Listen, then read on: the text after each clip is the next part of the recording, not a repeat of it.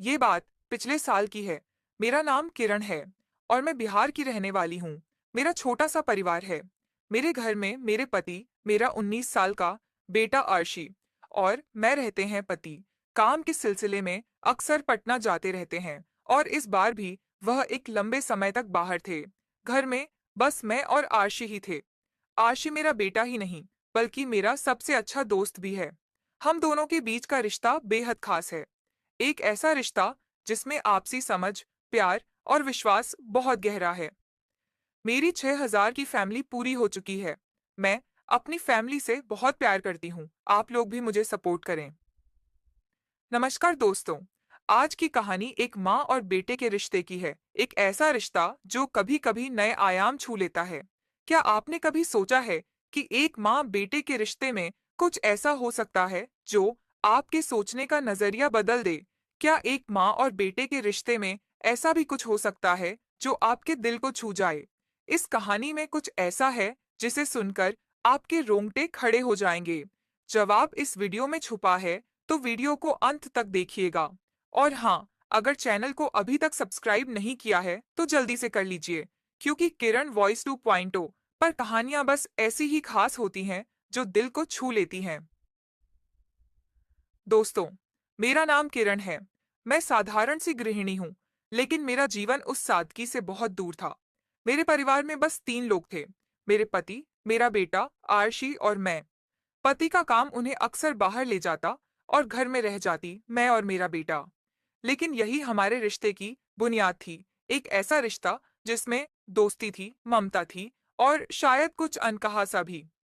आशी मेरा बेटा 19 साल का था, पर उसके दिल में मेरे लिए प्यार और चिंता दोनों चीज थी। वह मेरे लिए सब कुछ था, सहारा, दोस्त और मेरे जीवन का सबसे बड़ा उपहार। उसकी हंसी मेरे जीवन की रोशनी थी और जब वह मुस्कुराता तो लगता कि दुनिया की सारी चिंताएं गायब हो जाती हैं। लेकिन यह मुस्कान कुछ छुपा रही थी, कुछ ऐसा जिसे मैं समझ नहीं पा रही थी। करवा चौथ के दिन कुछ ऐसा हुआ कि आर्शी के पापा घर नहीं थे। मैंने आर्शी के पापा के लिए व्रत रखा हुआ था। इस बीच मैं काफी उदास थी, लेकिन आर्शी मेरी इस उदासी को समझ रहा था।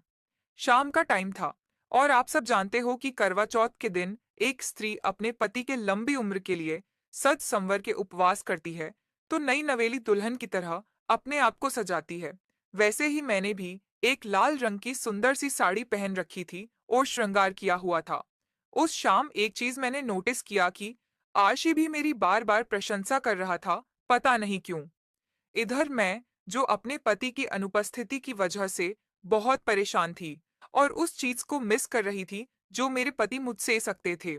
आर्शी को पता नहीं कि माइंड रीड करना किसने पढ़ाया, क्योंकि उसने मेरे मन की सारी बातें पढ़ ली थीं।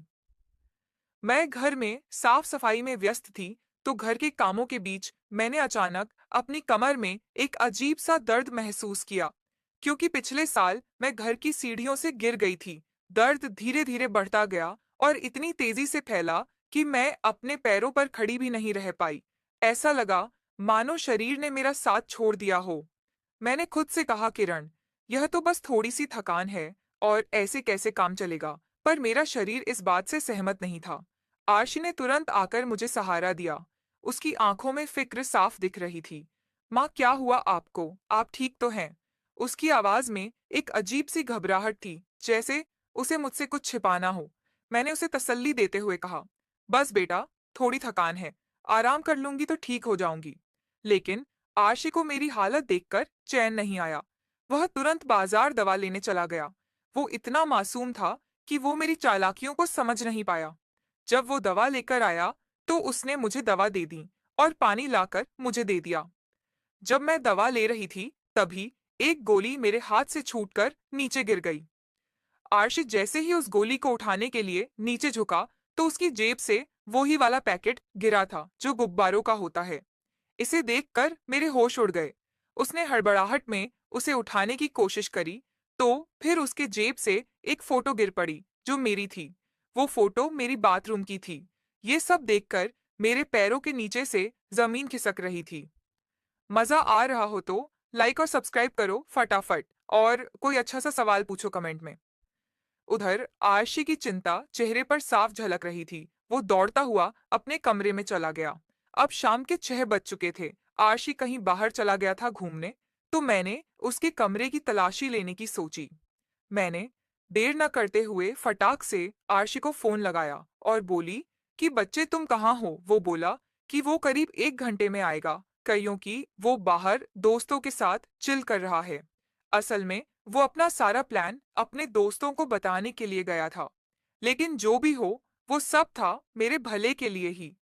मैं फटाक से उसके कमरे में पहुंच गई। उसका कॉलेज बैग चेक करने लगी। उसका सारा का सारा सामान मैंने उसके बेड पर फैला दिया। फिर जो चीज मैंने देखी, मेरी आत्मा हिल गई। उसके बैग में एक नहीं, दो नहीं, बल्कि पचासों अश्लील मैगजीन रखी हुई थीं और कुछ सिगरेट्स की डिब्बी, कुछ बैलून वो ही वाले। मैं सोचने लगी कि शायद आरशी अब हाथ से निकल चुका है, जो मेरे लिए फायदेमंद है। एक चीज और मैंने चेक करी, वो है उसके कैमरों की सीसीटीवी फुटेज। जो सीन मेरे सामने था, उसने मेरी रूह को अंदर तक हिला दिया। उसमें मैंने देखा कि आरशी सिगरेट्स पीते हुए वो मैगजीन पढ़ता था।